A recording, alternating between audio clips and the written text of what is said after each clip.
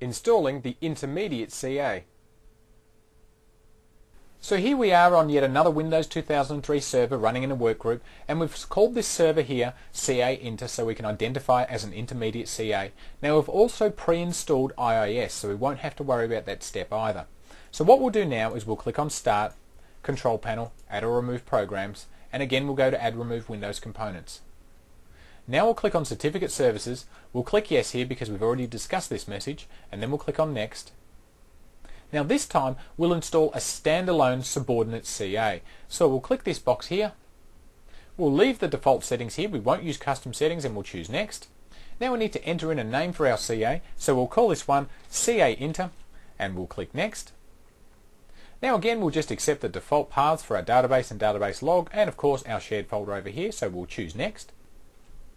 Now because this is a subordinate CA, we will need to be issued with a certificate from the root CA. Now we can do this one of two ways.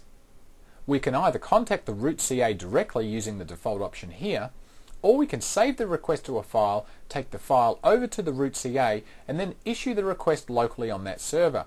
So if your root CA is not live on your network because you've followed the suggestions earlier in this video, you might have to choose this second option. But as our root CA is live on our network at the moment, we can just connect to the server and issue the request. So in the computer name field, we can simply enter the name of our root CA and hit Tab, and the root CA will automatically be populated here in the parent CA field. Now what this has actually done behind the scenes, the wizard's actually just gone out and contacted CA root to ensure that it can actually connect to it.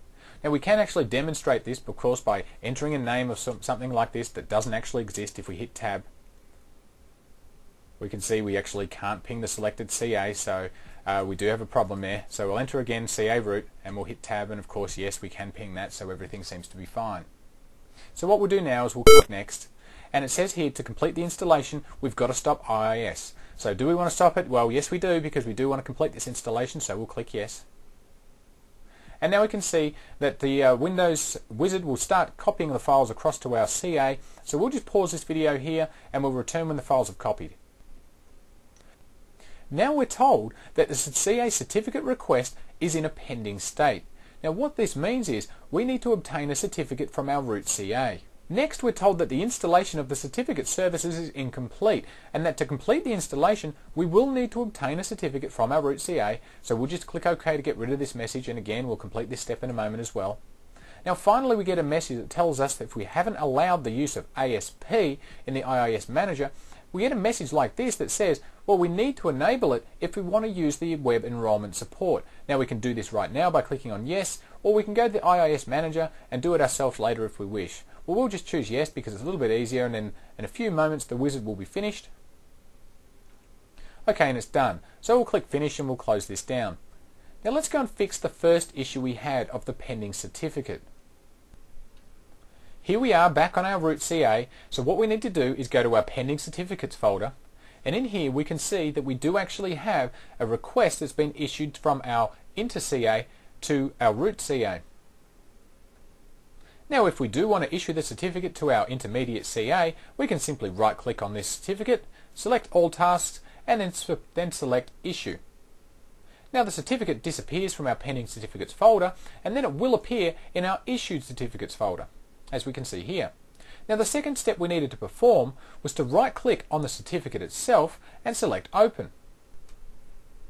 On the Details tab, we need to select Copy to File. Now this opens up a short wizard which just allows us to export this certificate to a file. Now what we'll do here is we'll select this third option, Cryptographic Message Standard PKCS7, and underneath, once we select this, we can also include all certificates in the certification path if possible, so we'll check that box and then we'll click Next.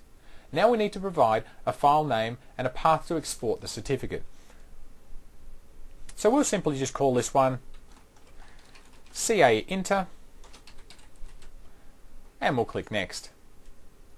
Now we just get a brief summary saying we've successfully completed this certificate export. We can see over here the file name, which has been saved as CA.inter.p7b, and whether we exported any keys or so on and so forth. So we'll just click Finish. We can see the export was successful, and now we'll just click OK.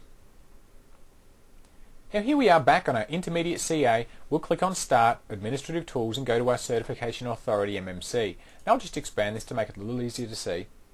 Now we've got a problem. See, at this point we can't start the certificate services until we have a certificate installed, and this is why we can see a little red square over our icon here which indicates that our certificate services are not running. So what we'll need to do is right click, select all tasks, and then install a CA certificate. So we'll need to now type in the path to the certificate that we exported from our root CA a moment ago. So we'll type in the network path to our CA root /C$/CAinter.P7b, and then we'll click on Open. Now this will take just a few moments. Now we can right click again on our CA Inter, select all tasks, and then start the certificate service. Now we're successfully able to start the certificate service, and we'll see in a moment that this red square has been replaced by a healthy looking green tick indicating that our certificate service is now functional. So if we right click on our CA Inter again and select Properties, on the General tab we can see that the certificate number for this Intermediate CA is the first certificate as indicated by the certificate number of 0. Now if we click on View Certificate, we can see that the issuer of this certificate was CA root.